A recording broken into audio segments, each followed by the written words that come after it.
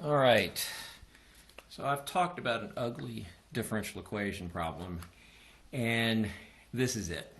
Uh, so probably not the safest problem to start off with, but I want y'all to see what they've done. And just so you know, the average on this particular question was a 1.54 out of 9. So if you had trouble doing this problem, you are not alone. A lot of people had trouble with this.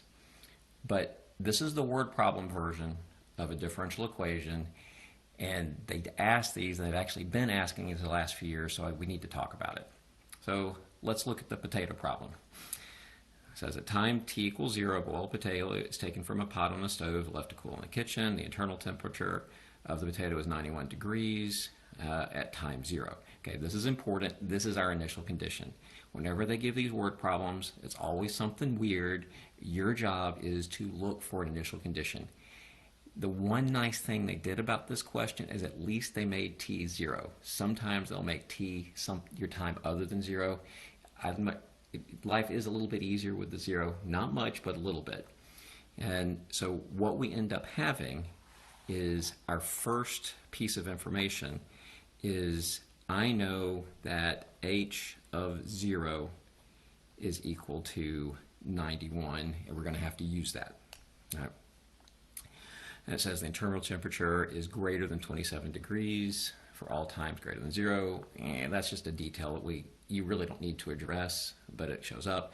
And then we get our differential equation, right? One thing I know it's a differential equation is it says dh dt equals this mess. The other reason I know it's a differential equation is they tell us. And to make sure that you got your information, they put this down again. I have a feeling this was in the revision where they said, all right, that's too hard. We got to make sure they know we got a point. Now, part A, right? Now, it says, write an equation of a tangent line. Now, the frustrating part here is part A was worth 2 points. And if the average was less than 2, that means a lot of people couldn't get the 2 points here. So, write an equation for the tangent line at t equals 0. Well, here's our point. We need a slope. We've got a formula for the slope. So I know dh dt evaluated at the point 0, 91 means when I plug this in, I'm going to get negative 1/4. My h is 91 minus 27. See, that works out to actually a nice number, right? Because that's going to end up being 64. 64. And then when I end up with a negative 16, I have a slope, I have a point. My equation of the line is going to be y minus 91 is equal to negative 16 times x minus 0, and you can stop there. I know in the rubric they have it where they added 91 over. You can stop there. That's just fine. Part B, find the second derivative. Okay? Now, I'm really proud of you guys because most of you are going to get this one right. And so if I want to take the second derivative, okay, let's d2h over dt squared. When I take the derivative of this thing up here, you could distribute and take the derivative, but we know that 27 is going to go away.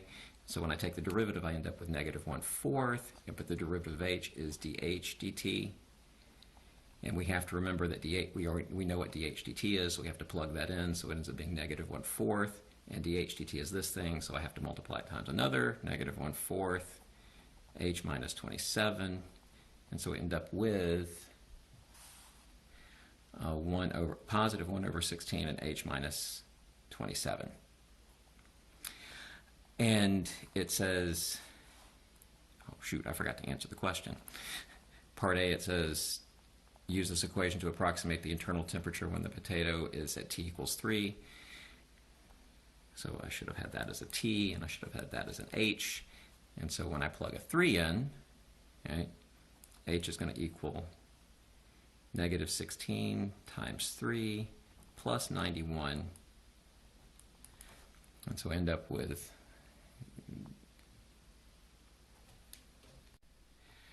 So end up with 43 degrees. Okay. Now back to part B, it says use your second derivative to determine whether your answer in part A is an underestimate or underestimate or an overestimate. Well, that's where, if we're dealing with a second derivative, this is if it's concave up or concave down. And now we kind of use the information that didn't seem terribly important. That's technically, I don't think it's that important. We just need it so we get our right answer. Because everything's always greater than 27, we know this is always positive, and 1 over 16 is always positive. Since our second derivative is positive, we have a happy face, and any line that you draw, is that line going to be above or below? Okay, it's below, so it's going to be an underestimate. Okay.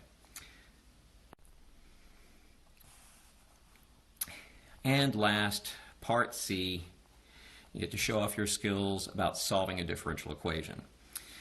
So they start off, and they say for t less than 10, they give you another differential equation, but this time they want you to solve it. So we're going to practice solving our differential equation. So I have dg over dt is equal to a negative g minus 27 to the 2/3. When you solve a differential equation, your job is we got to separate the variables. I always talk about the y's on the left and the x's on the right. G's are y, t's are x. So I'm going to move all the g's to the left, and I'm going to move the t's to the right. My life's going to be a little easier if I deal with the negative on the right-hand side, which is the way the rubric did it. So we're going to move everything to the left, and so we end up with dg over g minus 27 to the 2/3 is equal to a negative 1 times dt. And now we're going to take our integral, because we're going to solve this.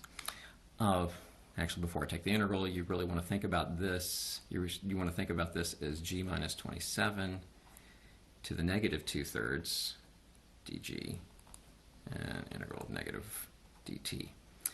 A little backstory. In years prior, most of the time that you solved a differential equation, this side was going to give you a natural log, and they knew you're going to get that pattern, so they purposely gave you something that didn't come up with a natural log. Notice the exponent is not 1, it's 2/3. So now when I take the integral of this, I'm going to end up with g is 27 to the 1/3, and I need to multiply that times 3 equals to a negative t plus some constant.